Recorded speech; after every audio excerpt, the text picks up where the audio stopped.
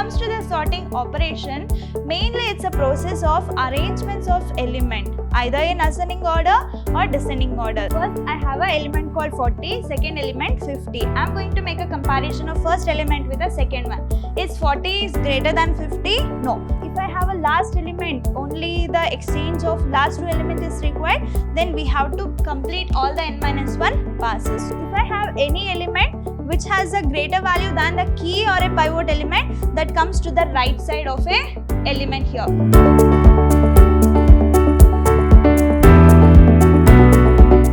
Hello everyone, a warm welcome to one and all. Welcome back to the session 2 of chapter 1 in the unit 2 of this B.Ca second semester subject called data structures using C. So in this session we will be learning regarding the sorting. I am Rohini T.S. Department of Computer Science, Vidhyaashram First Grade College, the Temple of Excellence, MYSURU. So before getting into our today's session, we'll just have a quick recap of our previous session. In the last session of this chapter, we had a discussion regarding traversing, that is visiting each element exactly once from the beginning to the last element. That is what we are calling it as a traversing, and also we got to know how we are going to insert an element into the array, and also I have discussed regarding deletion of an element. So in our today's session, we're going to learn about the sorting, that is what arrangements of an element, and also we have certain techniques of sorting here that includes bubble sort, quick sort, selection sort.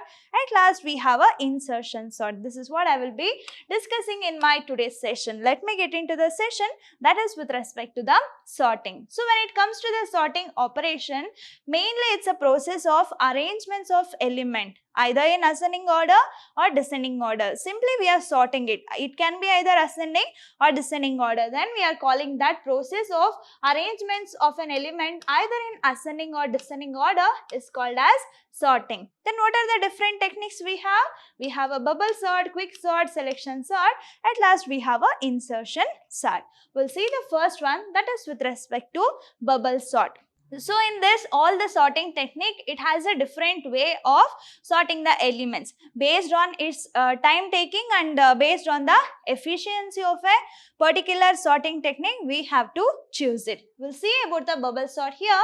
So you consider I have set of elements in an array. Let me consider the array as A here that we wanted to sort, and given an items to sort in ascending order. So now I wanted to sort the elements in ascending order from the minimum element to the maximum value. So start comparing the first item with the second item and place the smaller item I the first position. So we have to place the first smallest in the first position of a array, and then the second item is compared with the third item and the smaller of two is placed in the second position. So we are just making a comparison.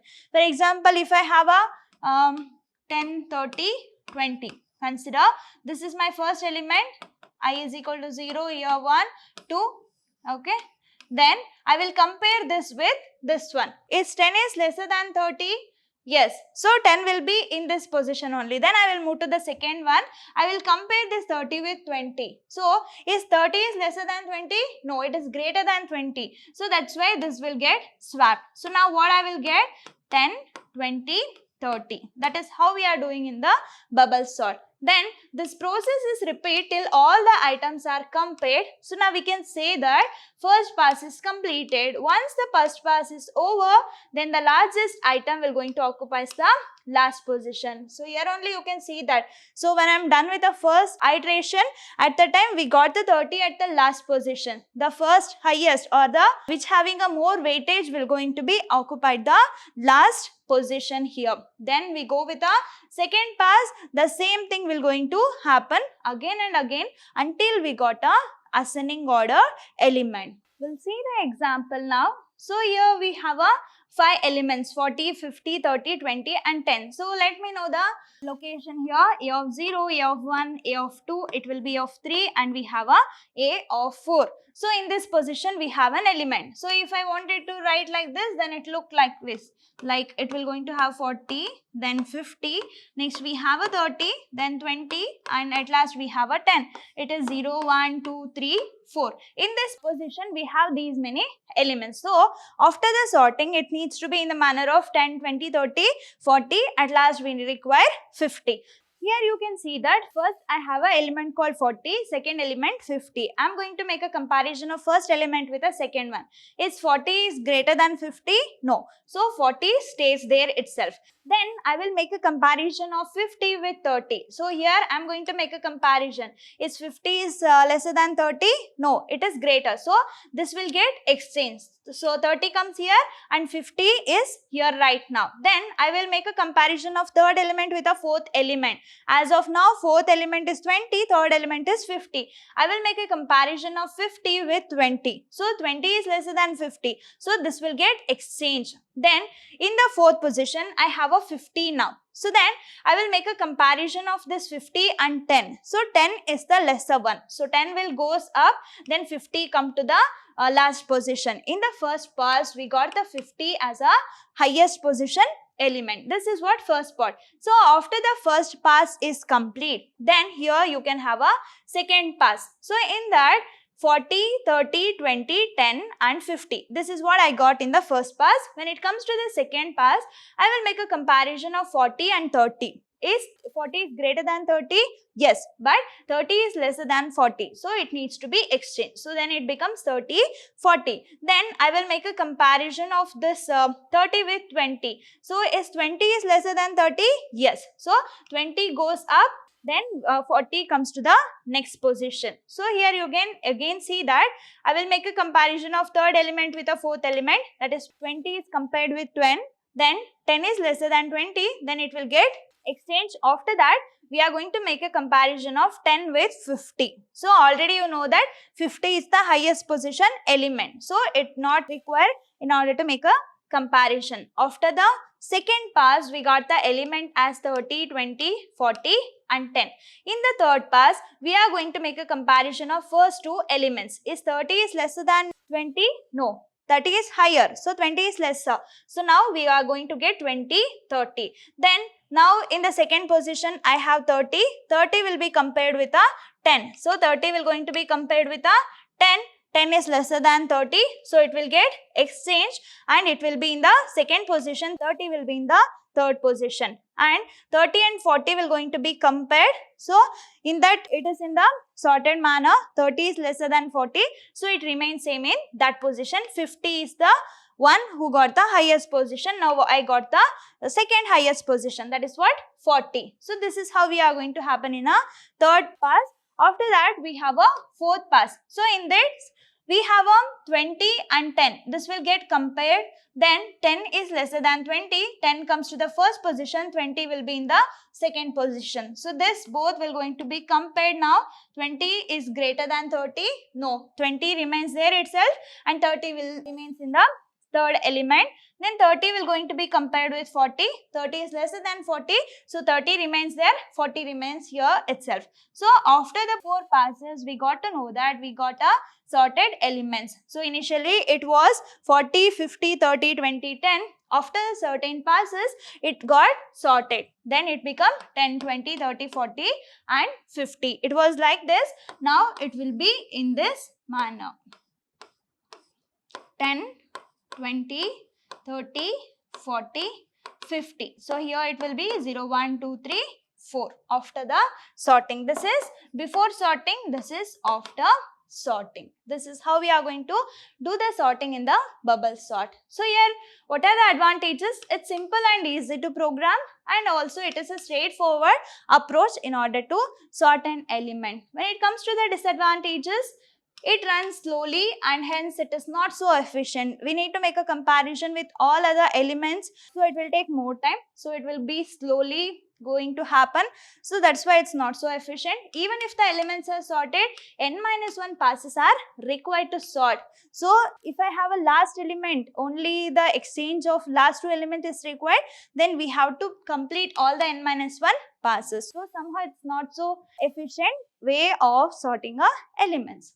We'll see the second type, that is what quick sort. As the name indicates, the sorting should happen with a quick manner. So here it will going to follow a divide and conquer algorithm. So we are not considering every element as a single value. So we are just splitting it and we are finding or we are making it sorted out. So here it picks an element as a pivot. So we are making it as a key. That means I wanted to sort an element. So on what basis I am sorting? That I am considering that element as a pivot element here. And the partition the given array around the pivot. So in the first step in this technique is to partition the given table into two subtables such that the elements towards the left of the key elements are lesser than the key element. So if 50 is my key element, which is the element or whatever the element which is lesser than 50 will comes to the left part of a table. If I have any element which has a greater value than the key or a pivot element, that comes to the right side of a element here. So you can see here elements towards the right of a key elements are greater than the key element. So if you consider this as a key left towards, then it will be lesser value of a key, and if it is right towards, then it will going to have higher value than the key element. Here you can see that after this step, the array is partitioned into two subtables. Then the elements in the subtable or a left subtable are always lesser, and the elements in the right subtables are always greater than the key element. And we are going to repeat a same step until we got the sorted value. So here you can see the example. Here I have element 10, 80, 30, 90, 40, 50 and 70. So here we are considering this 70 as a pivot element or a key element. So if 70 is taken as a key element, then we have to make a partition. So here what are the values which comes lesser than 70, that will going to be stored in the left side of a partition table. So here you can consider 70 is the last element or a pivot element. So if I consider the set of values, I can get 10, 30, 40, 50 as a element which is lesser than 70. So it will comes this side. So now this 50 becomes the pivot element, which is the last element, that becomes the pivot element. So again in this 50 which is lesser than 50, that comes to the left part, and I don't have any element which is greater than 50, so then it will be blank. So after this sorting, again we have a 10, 30, 40. 40 is at the last position. So here you can see that we are considering a 40 as a pivot element, so which is lesser than that, that is 10, and 30 will comes here, and again we are going to consider the 30 as a pivot element, then 10 will comes to this position.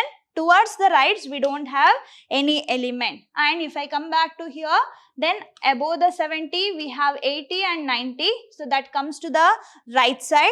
So here we have a 90 and 80 which is comes towards the right part or right table here, and I am considering this 80 as a pivot element which is greater than 80 comes to the right side, that is 90, and I don't have any element which is lesser than 80, so then it will be blank. So now in what manner it got sorted, that you can see here. So here 10, 30, then we have a 40, then we have a 50, then 70, 80 and 90. This is in this manner. Okay. So initially it was 10, 80, 30, 90, 40, 50, 70. Now it become 10 and then 30. Then we have a 40. After that we have a 50. Then here we have a 70. Then pivot element is 80, then if I make a partition, then it become 90. After the sorting of quick sort, then it will be looked like this. This is how we are going to partition a given element into set of key elements, or we are making it, calling it as a pivot element. The element which is lesser than the key element comes to the left side. The element which is greater than the key element which comes to the right table. So with this divide and conquer method, we will be able to sort an element. And here we have a next one, that is selection sort. So in this selection sort, how the sorting will going to happen? Sorts an array by repeatedly finding the minimum element. So in the bubble sort, we give a weightage to the highest value, but in the selection sort, we are giving a highest, or we are giving a priority to find out the minimum element. So it will be in the ascending order from the unsorted part and putting it in the beginning. Then the algorithm maintains two sub arrays in a given array. Then one sub array will be considered as which is already sorted. For example, if I have certain elements which is already sorted and I am going to find out certain elements which needs to be sorted, then that will be in the second part. The remaining sub array was unsorted. So here you can see the method of sorting by making use of this selection sort. We are first going to find the smallest item in the list. Then we exchanging it with the item in the first position. So here if I have a set of element, first I need to find out which is the smallest element amongst all these elements. Then that smallest element will going to be exchanged with the first element. Then that smallest element become the first element of a sorted value. So in the second pass, we are going to obtain the second element or second smallest element. We are going to have a look here. So here I have certain items. A of 0 is 40, 45. So if you consider in this manner, then it will be 45, 20, 45, then 15. 0, 1, 2, 3, 4. So it is in this manner I wanted to sort it. So if you just look into the set of numbers, which is the lowest one or which is having a least value, that is 5. So then this 45 will going to be exchanged with a 5. This 5 comes to the first position now. That means I'll secure a first smallest element amongst a given set of elements. No need to touch about this A of 0 anymore. After the first pass, then it will going to look like this. So now this 45 is exchanged with a place where we had a smallest element. So after this, in the second pass, this won't be touched. Then this 20 will going to be compared with all other element which we have lesser. I found 15 which is lesser than this 20. After the second pass, then 5 and 15 got exchanged. That means that got sorted. Then I have a remaining element called 40, 45 and then 20. Then third element will going to be compared with another least element of a list. So here I found that 20 is lesser than 40. Then after this second pass, then it will going to look like this: 5, 15, 20. In the third pass, this got sorted. Then I have only two elements which is 45 and 40. Then if I make a comparison, this 40 comes above and 45 comes to the last position. So after the fourth pass, then it will be like this: 5, 15, 20, 40 and 45. That means it got sorted. So I need to find out the minimum value first. Then I will exchange that minimum value position with the first element. So as of now, the least element comes to the first position. Then we won't touch the first position. Then again we will start with the second position. This is how this selection sort will going to happen. So if you consider the advantage, the main advantage of selection sort regarding the data movement, it's very easy. I just find out the smallest element amongst a given set of element. Then we are going to make a sorting here. Then this is very best that we can expect from any method that relies entirely on swaps to move its entries. We are only performing a swapping operation here. No need to have any logic and all. We are just making it a swap between the smallest element and highest values of a given element. That's what the advantage you can expect here. So next, here we have a insertion sort. This is not so important, but you need to concentrate on the selection sort as well as with a bubble sort.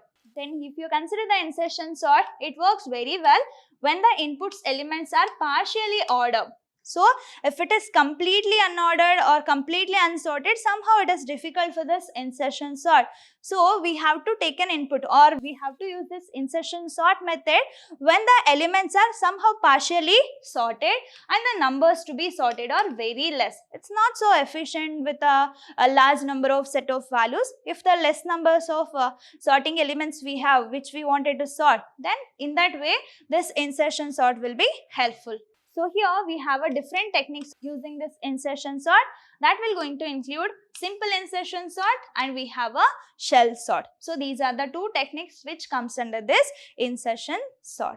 I hope you all understood regarding this sorting technique. So in my coming session, we're going to see about the searching. So in that searching, we also have certain techniques that include linear search and binary search. Let me discuss in my coming session. Until that, keep learning, keep on growing. Thank you.